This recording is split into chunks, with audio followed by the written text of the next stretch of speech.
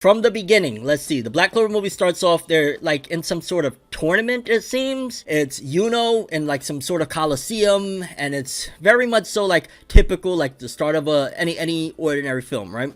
And off the gate, I gotta say that when the way they did that, I was like, oh snap. It almost felt like, and obviously this movie's been in production for a couple of years, so I'm not saying that it's copying off of anything. I'm just saying it gave me a very much so a vibe of like what they recently did with the Dragon Ball superhero movie, where you got like Goku and Vegeta in the midst of it. You got, at the very least for a small second, a little tiny drop of an Asta versus Yuno battle. And it was kind of weird the way they did it, because like Asta's wearing like a mask, and he's like hiding his identity, because it seems as though continuity wise they try to squeeze this somewhere in there, like I want to say after the anime, or after where the anime left off, but before of course where the manga picks up. I want to say somewhere in that ballpark, because obviously Asta has that buff bulk form, so it seems as continuity wise I'm not sure if it fits in neatly. I think it could, but I feel like while I'm watching the movie there's some things that really is not coming to my mind at the moment. But I was like, oh man, that kind of doesn't fit continuity wise. Like I noticed that they had Noct in the film at some given point for a very brief cameo,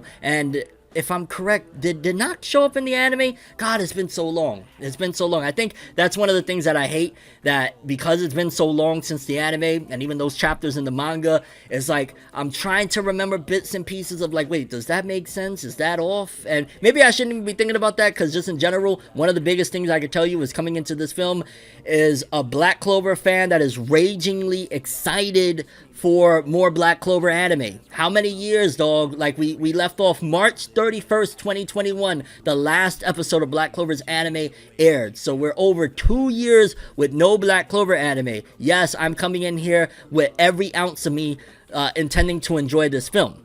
I want to start off as well with, in the beginning of this thing, and saying that this movie, by no means was I disappointed. I want to stress that. I wasn't disappointed. I didn't feel like this was a bad movie or anything of that sort. But I wasn't necessarily blown away either, because of the time that was put into this movie. Like, let's be very clear. This was 2 years in the making, and all throughout the journey, they just kept giving us little snippets of like, yo, here's a little shot of a picture of Asta that from the upcoming film. Here's the second half of that drawing with Yuno. So we got very minimal of things leading up to this film, despite the fact that it was like 2 years. And like, dog, 2 years? You got me waiting 2 years for this film. You better make my socks come off. You better make, I don't know, fam. I better feel like Quagmire after one hell of a night after watching this movie. And unfortunately, I didn't really feel like that per se at the end of it, but it wasn't that far off from that neither. So in essence, what I'm trying to tell you is that I feel very balanced walking away from this film. Even before that, everything that you saw in the trailers, like, because they've had a couple of different trailers for this one in the last couple months leading up to this film. Everything you saw in the trailers was immediately thrown at us in the beginning of this movie. And that was one of the things that it was a gift and a curse for this Black Clover movie. And Black Clover has always been like this in general, but it's been so long that I kind of forgot. I couldn't breathe, because the movie starts off immediately with the King Conrad versus Julius flashback of what happened to King Conrad and how they had to stop him, and all of the Magic Knight captains, which, don't get me wrong, if you're going to start off a film in an epic way, especially after making us wait years for Black Clover to return, that's what I want to see. I want to see them going up against King Conrad immediately. I want to see all of the spells. I want to see all of this craziness. I want to see this sword that he has. I want to see it all. So in one aspect, I'm like, yo, that's fire. And then again, it transitions into this nicely, little tournament setting that they got, and we get a little bit of Yuno and Asta. So in essence, it's a very strong way to start. My thing is, and I'm not even going to say it's a problem, it's just kind of something that I noticed, and maybe it's my own growth over the last couple years since Black Clover. Also, I've been dabbling and watching other medias, like I've been really watching a ton of Marvel movies and stuff like that, so my mind has expanded a little bit outside of the scope of just anime and manga, in particular like shonen anime and stuff like that. I was like, wow, this movie could really use a breather, and old me would have just been massively excited, like, yo, it keeps on going, hell's yeah, oh my god, action, yo, we're in the tournament, oh god, King Conrad is back after we just had. But for me personally, this time around, I'm kind of like, I want to breathe.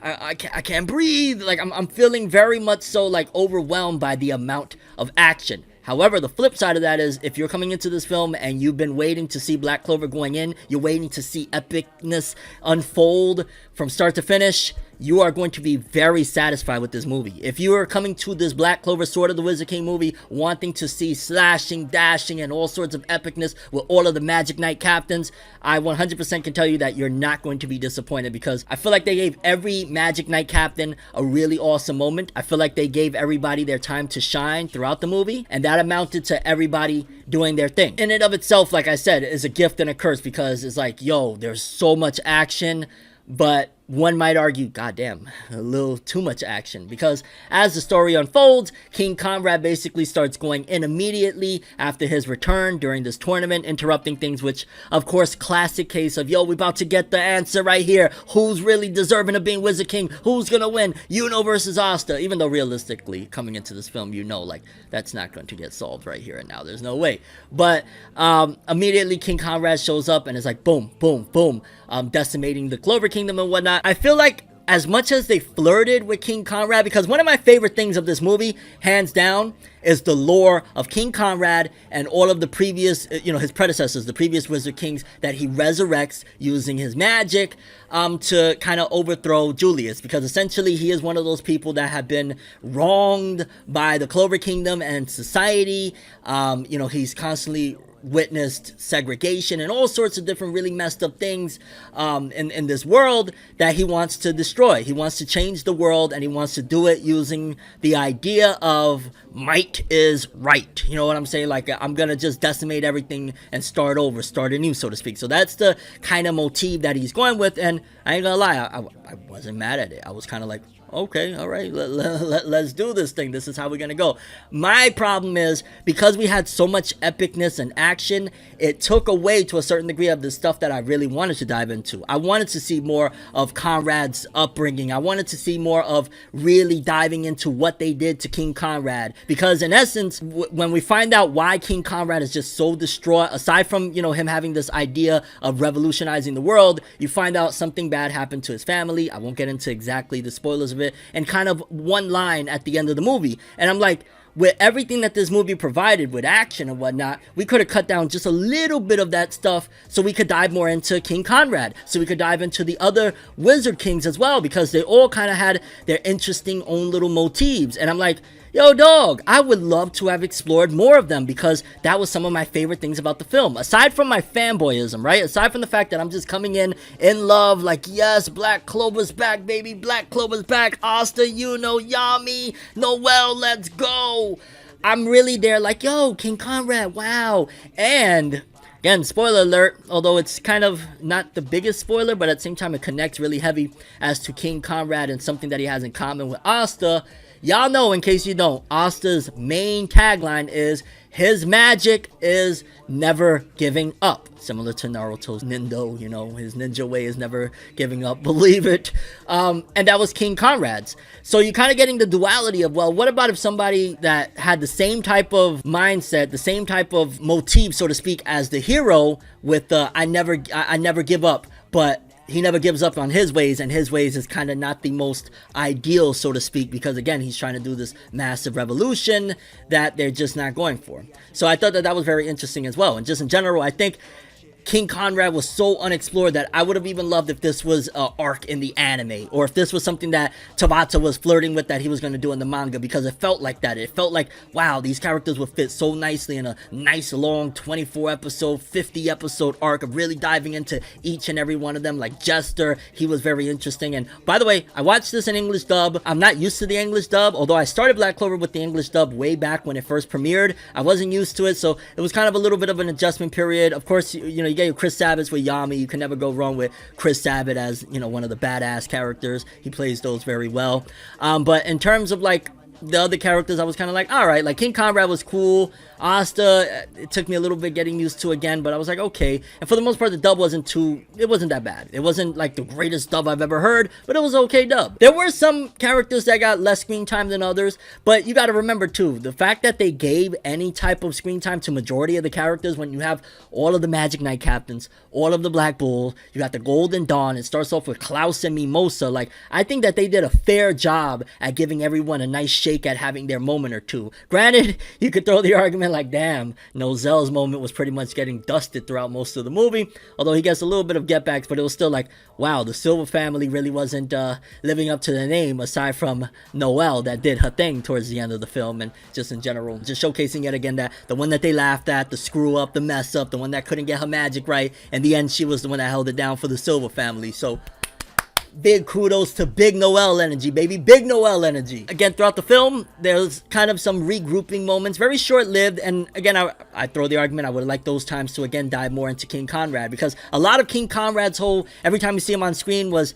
kind of repeating the same things, like, yo, this world is messed up. It almost feels like throughout the film, he's trying to convince Asta of his ideals, right? Because he looks at Asta, and especially once he hears Asta's, you know, magic is never giving up, it almost feels like, to a certain degree, you could throw the argument that Conrad is not only trying to convince Asta to come to his side, but maybe even to a certain degree internally trying to convince himself that what he's doing is just. If you think about it, if Asta is a reflection and a mirror of who Conrad is, or who he used to be, shall I say, maybe there's a side of Conrad throughout that film that he's kind of looking at it like, should I be doing this? But nevertheless, he continues on with his dastardly deeds. They kind of, at some given point, form some sort of fortress, some sort of, I guess you would say, I think it was like a voodoo fortress around these floating islands. And essentially, they kind of have everybody locked down. So, like, some of the Magic Knight captains can't really help out too much. Big shout outs to, and I was so happy that they gave Mereoleona her massive moments. Like, that's one of the requirements, I think, with Black Clover at this particular point. I don't care if it's the manga, I don't care if it's the anime or a movie. The fact that they gave Mereoleona her moment fighting that female Wizard King, so much win. One of my favorite action pieces of the whole film. Like, don't get me wrong, Asta versus Conrad was freaking epic, and what some of the other Magic Knight captains was doing, Yuno throwing hands, Noelle having her moment, but they just always know that, like, yo, dog, when Mereoleona's on the screen, you better give the big gal her big tings, you know what I'm saying? Give her big moments, because it was just, mwah, massively epic with Mereoleona.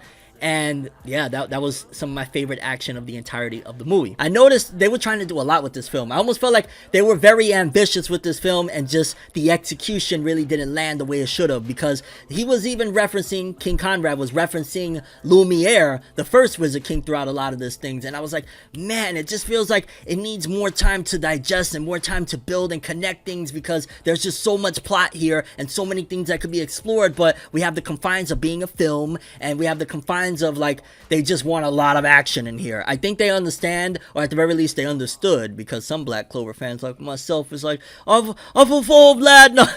Like, they look at it like, yo, Black Clover fans, they really love action. Black Clover has been always sold as, like, imagine some of your favorite shonen without all of the downtime, without all the slow moments, and just action, action, action. And again, I feel like with this film, to a certain degree, it was to his detriment that they did action, action, action, because there's just so much rich plot that can be explored. King Conrad being kind of inspired by Lumiere to a certain degree, his connection with the other Wizard Kings. We get like glimpses of like that necklace that was around his neck that was of the previous Wizard King, or the female that he got his status from or whatnot. Like, I wanted to see more of that as well. There was just so much that, if you know how they're doing with Dragon Ball right now, that they're redoing the movie into the manga, please do that with this Black Clover movie, and please give us a lot more, dive into all of that stuff, because it feels like it's so rich, and it's like missed opportunities there. It's like, cool beans, y'all giving action, and I really like some of the action, but it's like, come on, fam. I didn't really address the art and animation too much.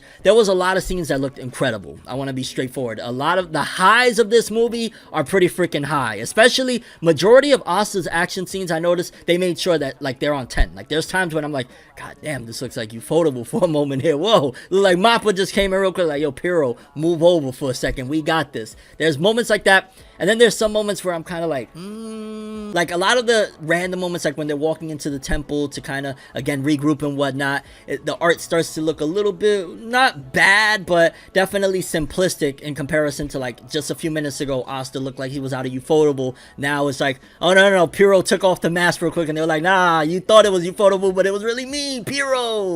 So it wasn't perfection per se, art and animation, although it was really freaking good a lot of the time, so I gotta give credit. And again, I feel like with everything I've said throughout this whole review thus far is basically to tell you that it was balanced. Like the highs were real high, the lows, I wouldn't say were real low, but they weren't, it wasn't the steadiness of in the middle. So it was kind of like highs are real highs, lows is right here, kind of balances itself out. But overall, the climax with Asta versus Conrad over the sword, I thought that was freaking awesome. I ain't gonna lie. It kind of felt a little bit out of the realm of Black Clover, because like we end up with a meteor and space and all this. I'm like, what the hell is that? Tabata was on, well, I don't think Tabata wrote the script for this, but they decided to pull a little bit of a Madara meets the ending of Naruto the Last, bringing it to space. I was like, alrighty then. Here we are, fam. And overall, honestly, it's a very good movie.